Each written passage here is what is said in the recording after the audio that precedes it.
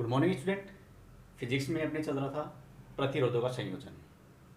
ठीक है, तो फर्स्ट में हमने पढ़ लिया था पिछले लेक्चर में प्रतिरोधों का श्रेणी क्रम संयोजन, जहाँ पर हमने जो प्रतिरोध थे तीन R1 R2 R3 उनको एक ही लाइन में कनेक्ट किया था, परिपथ में एक ही सर्किट में। ठीक है, वहाँ हमने कुल प्रतिरोध का मान निकाला था। ठीक है, अब प्रतिरोधों को हम कनेक्ट करेंगे समांतर क्रम में। ठीक, एक साथ कनेक्ट न करके तीनों को आपस में कनेक्ट करेंगे ऊपर नीचे। ठीक, तो ये समांतर क्रम संयोजन है, मतलब इसका सभी प्रतिरोधों का प्रथम सिरा एक साथ, सभी प्रतिरोधों का दूसरा सिरा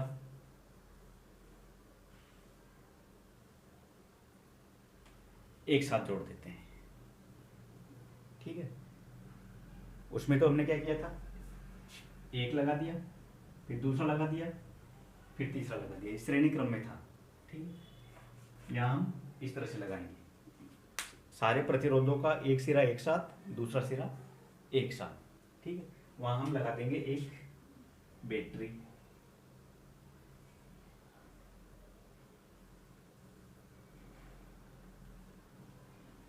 ठीक है, एक बैटरी लगा दी और एक कुंजी लगा दी।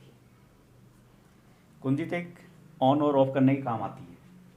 ये एक बैटरी है, जैसे इस कुंजी लगाते हैं यहाँ से आवेश प्रवाहित होगा और करंट चलने लगेगी। तो ये है समांतर क्रम संयोजन तीन प्रतिरोधों का। ठीक है, परिपथ बन गया। अब इसमें देखते हैं कि इसमें ये बैटरी कनेक्ट है यहाँ पे।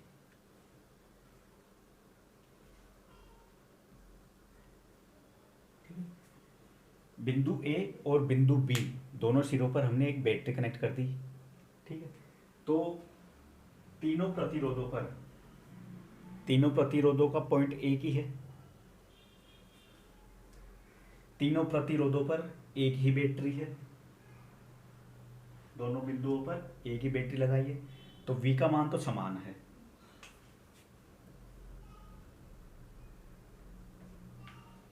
ठीक, V का मान तो समान है, लेकिन यहां से जो करंट चलेगी I, जो धारा I है वो इस बिंदु पर आने के बाद इधर निकलेगी, इधर जाएगी, इधर जाएगी, फिर वापिस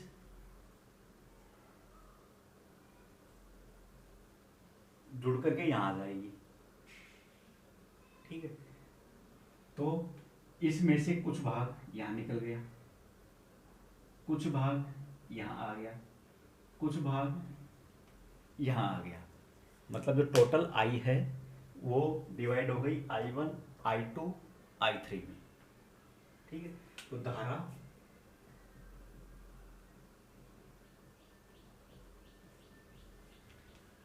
असमान है। यहां तक क्लियर? ठीक, पिछले वाले में उल्टा था, वहां पर I समान थी, V असमान था। यहां पर V समान है, I असमान है, मतलब धारा का मान असमान। असमान क्यों होगा? असमान क्यों होगा? क्योंकि यहां से धारा का मान तीन जगह जो आवेश हैं, जो बैटरी से जो आवेश निकल रहे हैं वो तीन जगह डिवाइड हो गए। ठीक है, वो डिपेंड करेगा इनके ऊपर, इनका मान क्या है। ठीक है, फिर वापस एक साथ आ गए यहाँ पे। ठीक है, तो यहाँ से धारा का मान प्रतिरोधों के लिए अलग अलग है, लेकिन V का मान समान है। ठीक, यहाँ से हम फिर वही ओम का नियम लगाएंगे।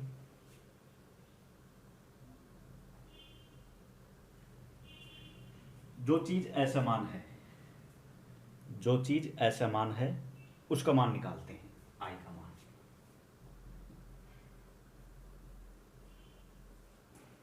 ठीक है, ओम के नियम से, ओम के नियम से I का मान निकालेंगे, क्योंकि I का मान अलग अलग हैं सभी प्रतिरोधों के लिए।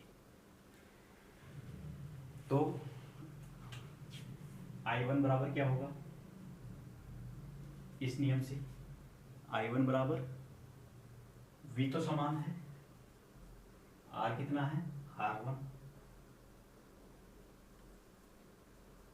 I2 बराबर V R2, I3 बराबर इस तरह से, ठीक है। I1 का मान V अपॉन R1, I2 का मान V अपॉन R2, I3 का मान V अपॉन R3, ठीक है। तीनों का मान निकाल लिया क्योंकि V का मान समान है, I का मान अलग अलग है, तो हमने ओम का नियम लगा दिया। ओम के नियम से हमने I1 I2 I3 निकाल ली, ठीक है। तो समीकरण 1 से क्या है, I बराबर, I का मान किसके बराबर है, I1 I2 I3। तो जो I है तीन जगह डिवाइड हो रही है, I1 I2 I3, ठीक है। तो यहां से I का मान निकालेंगे हम।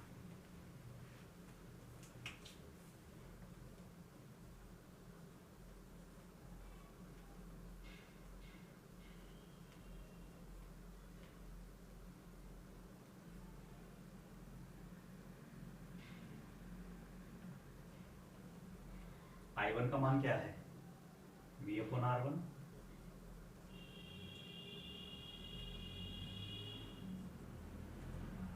V upon R2, V upon R3। I का मान रख देंगे I1 I2 I3 का मान यहां से रख दिया, ये आ गया, ठीक। और यहाँ V बराबर कितना है, I बराबर क्या होता है V अपॉन R,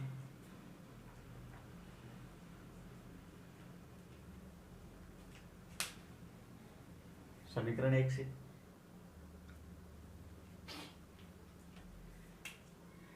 तो V अपॉन R बराबर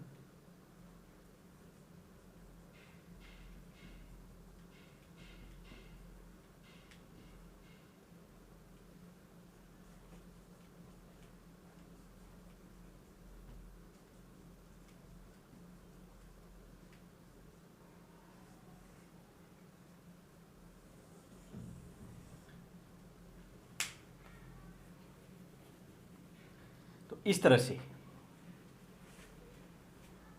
I का मान रखा, I1 का रखा, I2 का रखा, I3 का रखा, V समान है तो V कॉमन ले लिया, V से V कट गया, तो 1 अपॉन R बराबर 1 upon R1 1 upon R2 1 upon R3।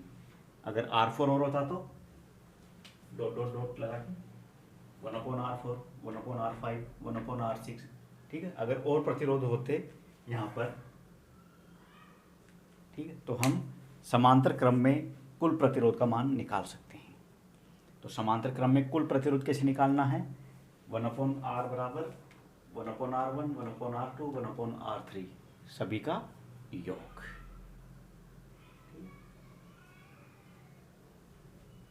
और श्रेणी क्रम में क्या निकाला था, श्रेणी क्रम में हमने निकाला था R बराबर R1 R2 R3, इस तरह से R बराबर R1 R2 R3 तीनों का योग, और समांतर क्रम में तीनों का योग होगा लेकिन अपॉन में 1 upon R1 1 upon R2 1 upon R3 1 upon R4 1 upon R5, इस तरह से,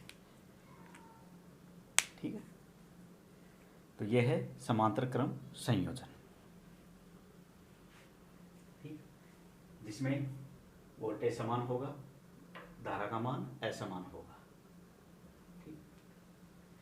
तो ये डेरिवेशन एग्जाम में आता है, श्रेणी क्रम संयोजन और समांतर क्रम संयोजन प्रतिरोधों का एग्जाम में पूछता है, ठीक है।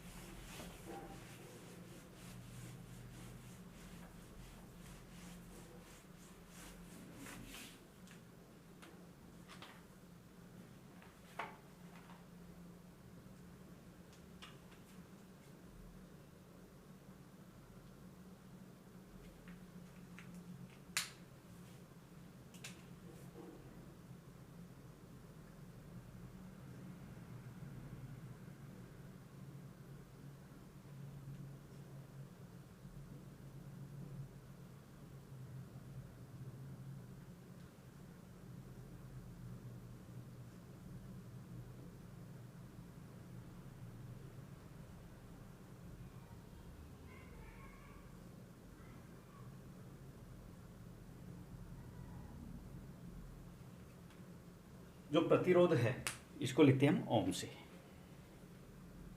तो यहाँ से 1 किलो ओम कितने ओम के बराबर होता है? 10⁻³ ओम के बराबर। मेगा ओम 10⁻6 ओम के बराबर। ठीक है, किलो मतलब 1000, 10⁻³ 10⁻6। मिली का मतलब 10⁻³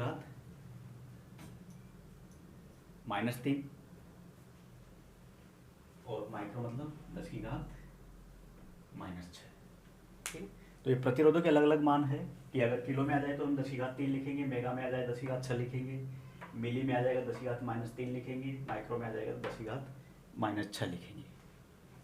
ठीक है, तो ये ओम जो प्रतिरोध है उसके अलग अलग नाम हैं। ठीक है, थैंक यू।